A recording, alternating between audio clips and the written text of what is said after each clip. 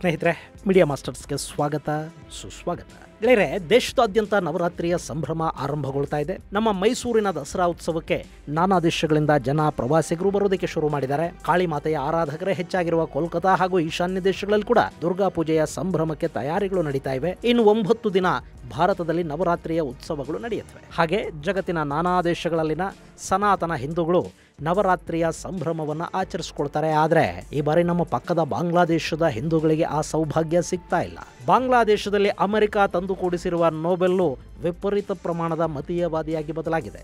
ಅಲ್ಲಿ ನವರಾತ್ರಿ ಉತ್ಸವಗಳನ್ನು ಆಚರಿಸಬೇಕು ಅಂದರೆ ಹಿಂದೂಗಳು ಜಜಿಯಾ ತೆರಿಗೆಯನ್ನು ಕೊಡಬೇಕು ಅನ್ನೋ ಆದೇಶ ಹೊರಬಿದ್ದಿದೆ. ಹಾಗಾದರೆ ಏನಿದು ಜಜಿಯಾ?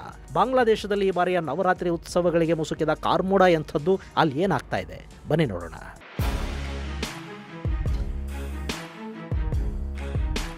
ಗೆಳೆಯರೆ, ನಮ್ಮಲ್ಲೊಂದು ನಂಬಿಕೆ ಇದೆ. ತುಂಬಾ ಓದಿದವರು, ವಿದೇಶಗಳಲ್ಲಿ ವಿದ್ಯಾಭ್ಯಾಸ ಮಾಡಿ ಬಂದವರು, ಅಮೆರಿಕ, ಬ್ರಿಟನ್, ಫ್ರಾನ್ಸ್ ಮುಂತಾದ ಪಶ್ಚಿಮ ದೇಶಗಳ ಸಂಪರ್ಕಕ್ಕೆ ಸಿಕ್ಕವರು ಮತ್ತು ಅತ್ತ ಕಡೆಗೆ ಹೆಚ್ಚು ಆಕರ್ಷಿತರಾದವರು ಸೆಕ್ಯುಲರ್ ಆಗಿ ಬಿಡ್ತಾರೆ. ಅವರು ಯಾವ ಮತಧರ್ಮಕ್ಕೆ ಸೇರಿದವರಾದರೂ ಕೂಡ ವಿಶ್ವಮಾನವತ್ವವನ್ನು ಪ್ರತಿಪಾದಿಸೋದಕ್ಕೆ ಶುರು ಮಾಡ್ತಾರೆ ಅನ್ನೋ ಒಂದು ನಂಬಿಕೆ ನಮ್ಮಲ್ಲಿ ಸಾಕಷ್ಟು ಜನಕ್ಕಿದೆ. ಇನ್ನು ನಮ್ಮಲ್ಲಿ ಯಾರಾದರೂ ಹಿಂದೂಗಳು ಸ್ವಲ್ಪ ಹಿಂದೂ ಪರ ಮಾತಾಡ್ಬಿಟ್ರೆ ಸಾಕು, ಒಂದಷ್ಟು ಜನ ಅತಿ ಬುದ್ಧಿವಂತರು ಬಂದುಬಿಡ್ತಾರೆ. ಯಾರೋ ಮಾಡಿದ ತಪ್ಪಿಗೆ ಪಾಪ ಸಮುದಾಯನ ಯಾಕೆ ಬೈತೀರಿ ಅಂತ ಕೇಳುವ ಸಾಕಷ್ಟು ಸೋಕಾಲ್ಡ್ ಸೆಕ್ಯುಲರ್ಗಳು ನಮ್ಮ ಕಾಲಿಗೆ ಆಗಾಗ ತೊಡರ್ಕೊಳ್ತಲೇ ಇರ್ತಾರೆ. ನಿಮಗೆ ಗೊತ್ತಿರಲಿ, ಈ ಸೆಕ್ಯುಲರಿಸಮ್ ಅನ್ನೋದಿದೆಯಲ್ಲ, ಇದು ಕೇವಲ ಹಿಂದೂಗಳ ಕೊರಳಿಗೆ ಹಾಕುವ ಕುಣಿಕೆ ಮಾತ್ರ.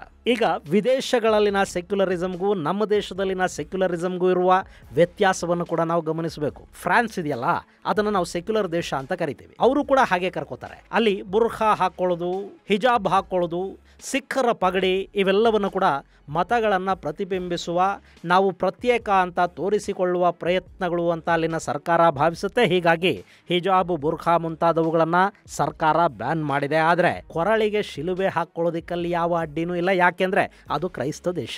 ಅಮೆರಿಕ ಅಧ್ಯಕ್ಷ ಬೈಬಲ್ ಕೈಯಲ್ಲಿ ಹಿಡ್ಕೊಂಡು ಪ್ರಮಾಣ ವಚನ ಸ್ವೀಕರಿಸಿದ್ರೂ ಕೂಡ ಅದನ್ನು ನಾವು ಸೆಕ್ಯುಲರ್ ಅಂತಲೇ ಕರಿತೀವಿ. ಅದೇ ಭಾರತದ ಪ್ರಧಾನಿ ಭಗವದ್ಗೀತೆಯನ್ನು ಕೈಯಲ್ಲಿ ಹಿಡ್ಕೊಂಡು ಪ್ರಮಾಣ ವಚನ ಸ್ವೀಕರಿಸಿಬಿಡ್ಲಿ, ಬಾಯಿ ಬಡ್ಕೊಳ್ಳೋದಕ್ಕೆ ಶುರು ಮಾಡ್ತೀವಿ, ಆತ ಹಿಂದೂವಾದಿ ಆಗಿಬಿಡ್ತಾನೆ. ಇನ್ನು ನಮ್ಮ ಪಕ್ಕದ ಬಾಂಗ್ಲಾದೇಶದಲ್ಲಿ ನೋಡಿ, ಯೂನಸ್ ಅನ್ನೋನನ್ನ ಅಮೆರಿಕ ಆ ದೇಶದ ಕೇರ್ ಟೇಕರ್ ಪ್ರಧಾನಿಯನ್ನಾಗಿ ಮಾಡಿದೆ. ಯೂನಸ್ ಗಡ್ಡ ಬಿಟ್ಟು ಮೀಸೆ ತೆಗೆದಿಲ್ಲ, ಕ್ಲೀನ್ ಆಗಿ ಶೇವ್ ಮಾಡ್ಕೊಂಡಿರೋ ಮುಖ, ಆತನನ್ನು ನೋಡಿದರೆ 5 ಬಾರಿ ನಮಾಜ್ ಮಾಡ್ತಾನೆ ಅಂತ ಕೂಡ ಏನು ಅನ್ಸೋದಿಲ್ಲ. ಅಮೆರಿಕಾದಿಂದ ಬಂದಿದ್ದಾನೆ, ಅಮೆರಿಕ ಆತನಿಗೆ ನೊಬೆಲ್ ಪ್ರಶಸ್ತಿಯನ್ನು ಕೊಟ್ಟಿದೆ. ಆತ ಬಾಂಗ್ಲಾದೇಶದಲ್ಲಿ ಸ್ಮಾಲ್ ಫೈನಾನ್ಸ್ ನಡೆಸ್ತಿದ್ದ. ಹೀಗಾಗಿ ಆತನನ್ನು ಬಾಂಗ್ಲಾದ ಆರ್ಥಿಕ ಪ್ರಗತಿಯ ಹರಿಕಾರ ಅಂತ ಅಮೆರಿಕ ಕರಿತು. ಅದಕ್ಕಾಗಿ ನೊಬೆಲ್ ಪ್ರಶಸ್ತಿಯನ್ನು ಕೂಡ ಕೊಡಲಾಯಿತು. ಆದರೆ ಇಸ್ಲಾಂ ಅಲ್ಲಿ ಹಣ ಸಾಲ ಕೊಡೋದು, ಬಡ್ಡಿ ತಗೊಳ್ಳೋದಿದೆಯಲ್ಲ, ಇದು ಹರಾಮ್ ಅನ್ನಿಸ್ಕೊಳ್ಳುತ್ತೆ. ಹೀಗಾಗಿ ಆತ ತುಂಬಾ ಇಸ್ಲಾಮಿಕ್ ತತ್ವಗಳನ್ನು ಪಾಲಿಸ್ತಾನೆ ಅಂತ ಕೂಡ ಏನು ಅನ್ಸೋದಿಲ್ಲ. ಹಾಗಂತ ಈ ಯೂನಸ್ ಕಮ್ಯುನಲ್ ಅಲ್ವಾ, ಸೆಕ್ಯುಲರ್. ಅಮೆರಿಕಾದಿಂದ ಬಂದಿದ್ದಾನೆ, ಓದ್ಕೊಂಡಿದ್ದಾನೆ, ನೊಬೆಲ್ ಪ್ರಶಸ್ತಿ ತಗೊಂಡಿದ್ದಾನೆ, ಆ ದೇಶದಲ್ಲಿ ಎಲ್ಲರಿಗೂ ಬದುಕುವ ಹಕ್ಕಿದೆ ಅಂತ ಮಾತಾಡ್ತಾನೆ. ಆತ ಸೆಕ್ಯುಲರೇ ಇರಬೇಕಲ್ವಾ? ಗೊತ್ತಿಲ್ಲ. ಆದರೆ ಗೆಳೆಯರೆ, ಯೂನಸ್ ನೇತೃತ್ವದ ಬಾಂಗ್ಲಾ ಸರ್ಕಾರ ಅಲ್ಲಿನ ಹಿಂದೂಗಳಿಗೆ ಈ ಬಾರಿ ದುರ್ಗಾ ಪೂಜೆ ಮಾಡೋದಕ್ಕೆ ನಿರ್ಬಂಧಗಳನ್ನು ಹೇರಿದೆ. ನೀವು ದುರ್ಗಾ ಪೂಜೆ ಮಾಡಬೇಕು ಅಂದರೆ ನಿಮಗೆ ಸರ್ಕಾರ ಭದ್ರತೆಯನ್ನು ಒದಗಿಸಿ ಕೊಡಬೇಕಾಗತ್ತೆ. ಅದಕ್ಕಾಗಿ ನೀವು ಸರ್ಕಾರಕ್ಕೆ ಹಣ ಕೊಡಬೇಕು. ಜಜಿಯಾ ತೆರಿಗೆ ಕಟ್ಟಿ 5 ಲಕ್ಷ ರೂಪಾಯಿ ಕೊಟ್ಟು ಸಾರ್ವಜನಿಕವಾಗಿ ದುರ್ಗಾ ಪೂಜೆ ಮಾಡ್ಕೊಳ್ಳಿ. ಹಾಗೆ 5 ಲಕ್ಷ ಕೊಟ್ಟ ನಂತರ ಕೂಡ ಯಾವಾಗೆಲ್ಲ ಮುಸ್ಲಿಮರು ನಮಾಜ್ ಮಾಡ್ತಾರೆ ಆ ಸಮಯದಲ್ಲಿ ನೀವು ದುರ್ಗಾ ಪೂಜೆಯ ಆರತಿ ಮಾಡುವ ಹಾಗಿಲ್ಲ, ಗಂಟೆ ಹೊಡೆಯೋ ಹಾಗಿಲ್ಲ. ನಿಮ್ಮ ಮಂತ್ರಗಳು, ಆರತಿ, ಗಂಟೆಯ ನಾದ ಇವೆಲ್ಲ ನಮ್ಮ ದೇವರಿಗಾಗಿ ನಾವು ಕೂಗ್ತೀವಲ್ಲ, ಅದಕ್ಕೆ ಅಡ್ಡ ಬರುತ್ತವೆ, ಸಿಗ್ನಲ್ ಕಟ್ ಮಾಡುತ್ತವೆ. ಸೊ ಆಜಾನ್ ಟೈಮಲ್ಲಿ, ನಮಾಜ್ ಟೈಮಲ್ಲಿ ನೋ ದುರ್ಗಾ ಪೂಜೆ. ಇದು ಅಲ್ಲಿನ ಸರ್ಕಾರ ಹೊರಡಿಸಿರುವ ಆದೇಶ.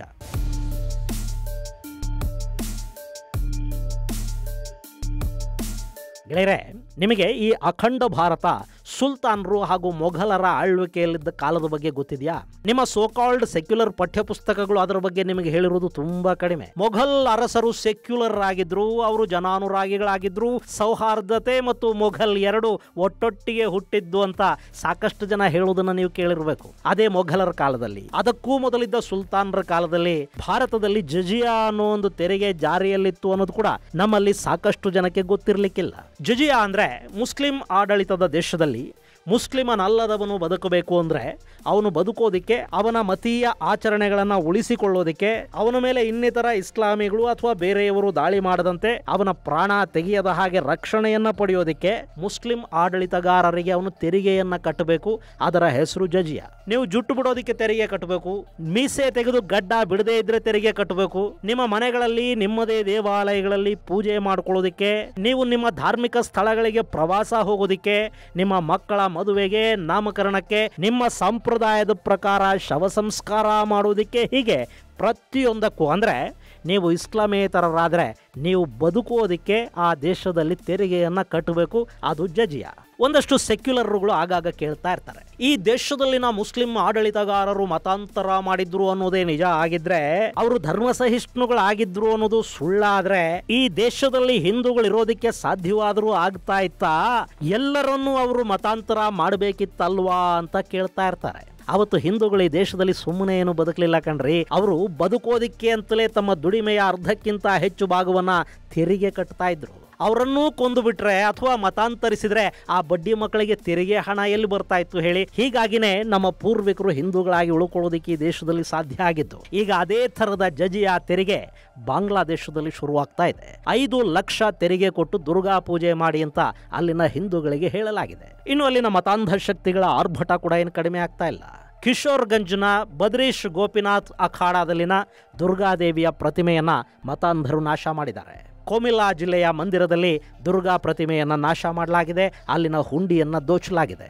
ನರೈಲ್ ಜಿಲ್ಲೆಯ ಮೀರಾಪುರದಲ್ಲಿ ದುರ್ಗಾ ಮಂದಿರವನ್ನು 2 ದಿನಗಳ ಹಿಂದೆ ನಾಶ ಮಾಡಿದ್ದಾರೆ ಅಂತ ನ್ಯೂಸ್ 18 ವರದಿ ಮಾಡಿದೆ. ಅಲ್ಲಿನ ನಾನಾ ಕಡೆಗಳಲ್ಲಿ ದುರ್ಗಾ ಪೂಜೆಯ ಪೆಂಡಾಲ್ಗಳ ಮೇಲೆ ದಾಳಿಗಳು ಆರಂಭ ಆಗ್ತಾ ಇವೆ.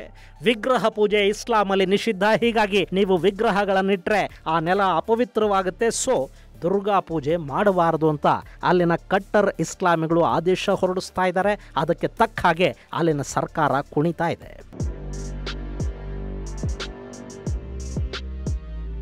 ಗೆಳೆಯರೆ, ಬಂಗಾಳದ ನೆಲ ಇದೆಯಲ್ಲ, ಅಲ್ಲಿ ದುರ್ಗಾ ಪೂಜೆ ಅನ್ನೋದು ಒಂದು ದೊಡ್ಡ ಉತ್ಸವ. ಬಂಗಾಳಿಗಳು ಕಾಳಿ ಮಾತೆಯ ಆರಾಧಕರು. ಬಾಂಗ್ಲಾ ಅನ್ನೋದು ಕೂಡ ಒಂದು ಕಾಲಕ್ಕೆ ಬಂಗಾಳದ ಭಾಗ ಆಗಿದ್ದಿದ್ದೆ ಅಲ್ವೇ? ಅಲ್ಲಿನ ಬಂಗಾಳಿ ಹಿಂದೂಗಳು ಪ್ರತಿ ವರ್ಷ ದುರ್ಗಾ ಪೂಜೆ ಮಾಡ್ತಾರೆ. ನಾವಿಲ್ಲಿ ಗಣೇಶನ ಪೆಂಡಾಲಗಳನ್ನು ಹೇಗೆ ಹಾಕ್ತೀವಿ, ವಾರ ತಿಂಗಳಗಟ್ಲೆ ನಮ್ಮಲ್ಲಿ ಹೇಗೆ ಗಣೇಶೋತ್ಸವ ಆಗುತ್ತೆ, ಹಾಗೆ ಬಂಗಾಳದಲ್ಲಿ ದುರ್ಗಾ ಪೂಜೆಗಳು ನಡೆಯುತ್ತವೆ. ಸ್ವಾತಂತ್ರ್ಯ ಹೋರಾಟದ ಕಾಲದಲ್ಲಿ ಚಳವಳಿಗಾರರನ್ನ ಸಂಘಟಿಸಿದ್ದು ದುರ್ಗಾ ಪೂಜೆ. ಅಖಂಡ ಬಂಗಾಳದಲ್ಲಿ ಅತಿ ಅನ್ಸೋಷ್ಟು ಕೋಮುದ್ವೇಷಗಳು ಹರಡಿದಾಗ ಗೋಪಾಲ್ ಪಥರ್ ಅಂತ ಹಿಂದೂ ನಾಯಕರು ಹಿಂದೂಗಳಿಗೆ ರಕ್ಷಣೆ ಕೊಡೋದಕ್ಕೆ ಹಿಂದೂ ಯುವಕರನ್ನ ಸಂಘಟಿಸಿದ್ರಲ್ಲ, ಆ ಸಂಘಟನೆಗೆ ನೆರವಾಗಿದ್ದು ದುರ್ಗಾ ಪೂಜೆಯ ಪೆಂಡಾಲುಗಳು, ದುರ್ಗಾ ಪೂಜೆಯ ಸಮಿತಿಗಳು. ಇನ್ನು ಸ್ವಾತಂತ್ರ್ಯ ಬಂದ ಮೇಲೆ ಈ ದೇಶ ವಿಭಜನೆ ಆಯಿತು. ಅಖಂಡ ಬಂಗಾಳದಿಂದ ಪ್ರತ್ಯೇಕಗೊಂಡ ಒಂದು ತುಂಡು ಪೂರ್ವ ಪಾಕಿಸ್ತಾನ ಆಯಿತು. ಆನಂತರ ಅದನ್ನ ಬಾಂಗ್ಲಾದೇಶವನ್ನಾಗಿ ಮಾಡಿದ್ದೂ ಕೂಡ ಭಾರತಾನೆ. ಈಗ ಅದೇ ಬಾಂಗ್ಲಾದೇಶದಲ್ಲಿ ಸೆಕ್ಯುಲರ್ ಮುಖವಾಡದ ನಾಯಕನೊಬ್ಬ ಕಟ್ಟರ್ ಇಸ್ಲಾಮಿ ಆಡಳಿತವನ್ನು ಶುರು ಮಾಡಿದ್ದಾನೆ. ಬಾಂಗ್ಲಾದೇಶ ಮತ್ತೊಂದು ಆಫ್ಘನಿಸ್ತಾನವಾಗುವತ್ತ ಸರಿದು ಹೋಗ್ತಾ ಇದೆ. ಹೀಗಾಗಿ ಅಲ್ಲಿ ಬಾರಿ ದುರ್ಗಾ ಪೂಜೆಗೆ ಅವಕಾಶ ಇಲ್ಲ. ಅಲ್ಲಿನ ಮಂದಿರಗಳ ಮೇಲೆ ದಾಳಿಗಳಾಗ್ತಾ ಇವೆ. ದುರ್ಗಾದೇವಿಯ ಮೂರ್ತಿಗಳನ್ನು ಒಡೆದು ಹಾಕಲಾಗ್ತಾ ಇದೆ. ಅದರ ಮೇಲೂ ನೀವು ಉತ್ಸವ ಮಾಡಬೇಕು ಅಂದ್ರೆ ಸರ್ಕಾರಕ್ಕೆ 5 ಲಕ್ಷ ರೂಪಾಯಿಗಳ ಜಜಿಯಾ ತೆರಿಗೆಯನ್ನು ಕೊಟ್ಟು ನಮಾಜ್ ಸಮಯಕ್ಕೆ ಪೂಜೆ ನಿಲ್ಲಿಸಿ ಅಂತ ಅಲ್ಲಿನ ಸರ್ಕಾರ ಹೇಳಿದೆ. ಸೊ ಈ ಬಾರಿ ಅಲ್ಲಿ ಸಾರ್ವಜನಿಕ ದುರ್ಗಾ ಪೂಜೆಯ ಸಂಭ್ರಮ ನೋಡೋದಿಕ್ಕೆ ಸಿಗೋದಿಲ್ಲ. ಸೆಕ್ಯುಲರ್ಗಳು ಯಾಕೋ ಈ ಬಗ್ಗೆ ಬಾಯಿ ಬಿಡ್ತಾ ಇಲ್ಲ. ಅಲ್ಲಿನ ಹಿಂದೂಗಳ ಧಾರ್ಮಿಕ ಹಕ್ಕುಗಳ ಬಗ್ಗೆ ಒಬ್ಬ ಕೂಡ ಮಾತಾಡ್ತಿಲ್ಲ. ಅವ್ರ ಬಾಯಲ್ಲಿ ಏನಿದೆಯೋ ಯಾರಿಗ್ ಗೊತ್ತು. ಇನ್ನು ಈ ಎಲ್ಲ ಬೆಳವಣಿಗೆಗಳ ಮಧ್ಯೆ ಬಾಂಗ್ಲಾದೇಶದ ಕೇರ್ ಟೇಕರ್ ಸರ್ಕಾರ ಭಾರತದಲ್ಲಿದ್ದ ಬಾಂಗ್ಲಾ ರಾಯಭಾರಿ ಸೇರಿದ ಹಾಗೆ 5 ದೇಶಗಳಲ್ಲಿನ ರಾಯಭಾರಿಗಳನ್ನ, ವಿಶ್ವಸಂಸ್ಥೆಯ ಬಾಂಗ್ಲಾ ಶಾಶ್ವತ ಸದಸ್ಯನನ್ನ ಕೂಡ ಬಾಂಗ್ಲಾದೇಶ ವಾಪಸ್ಸು ಕರೆಸಿಕೊಂಡಿದೆ. ಇದು ಬಾಂಗ್ಲಾದ ರಾಜಕೀಯ ಬದಲಾವಣೆಗಳ ಬಗ್ಗೆ ಕೂಡ ಒಂದಷ್ಟು ಸೂಚನೆಗಳನ್ನ ಕೊಡ್ತಾ ಇದೆ. ಜೊತೆಗೆ ಬಾಂಗ್ಲಾದೇಶಕ್ಕೆ ಭಾರತ ಯಾವಾಗ ಕರೆಂಟ್ ನಿಲ್ಲಿಸುತ್ತೋ ಅನ್ನೋ ಆತಂಕ ಬೇರೆ ಅವರಿಗೆ ಶುರುವಾಗಿದೆ. ಸೊ ನೇಪಾಳದ ಜೊತೆಗೆ ಬಾಂಗ್ಲಾ ವಿದ್ಯುತ್ ಖರೀದಿಯ ಒಪ್ಪಂದಕ್ಕೆ ಸಹಿ ಕೂಡ ಹಾಕಿದೆ. ಆದ್ರೆ ಗೆಳೆಯರೆ, ಇಲ್ಲಿ ಕೂಡ ಒಂದು ಮಜಾ ಅಂದ್ರೆ ನೇಪಾಳ ಬಾಂಗ್ಲಾದೇಶಕ್ಕೆ ನೇರವಾಗಿ ಕರೆಂಟ್ ಅನ್ನ ಹಂಗೇ ಕಳಿಸೋದಕ್ಕೆ ಬರೋದಿಲ್ಲ. ಯಾಕೆಂದ್ರೆ ಬಾಂಗ್ಲಾ ಮತ್ತು ನೇಪಾಳಗಳು ಗಡಿ ಹಂಚಿಕೊಳ್ಳೋದಿಲ್ಲ. ಅದಕ್ಕೆ ಕೂಡ ಭಾರತದ ನೆರವು ಬೇಕೇ ಬೇಕಾಗತ್ತೆ. ನೇಪಾಳ ಭಾರತಕ್ಕೆ ಕರೆಂಟ್ ಅನ್ನ ಕೊಡಬೇಕು ಮತ್ತು ಭಾರತ ಇಲ್ಲಿಂದ ಅದನ್ನ ಬಾಂಗ್ಲಾದೇಶಕ್ಕೆ ಸರಬರಾಜು ಮಾಡಬೇಕು. ಭಾರತದ ಮೇಲೆ ಇಷ್ಟೆಲ್ಲಾ ಡಿಪೆಂಡ್ ಆಗಿರೋ ಒಂದು ದೇಶ ಅಲ್ಲಿನ ಹಿಂದೂಗಳ ಧಾರ್ಮಿಕ ಹಕ್ಕುಗಳನ್ನ ಕಸ್ಕೊಳ್ತಾ ಇದೆ. ಆದ್ರೆ ಭಾರತದ ಆಡಳಿತ ಕೂಡ ಆ ಬಗ್ಗೆ ಮಾತಾಡೋದಕ್ಕೆ ಹೋಗ್ತಾ ಇಲ್ಲ. ದುರಂತ ಅಂದ್ರೆ ಇದಲ್ವಾ?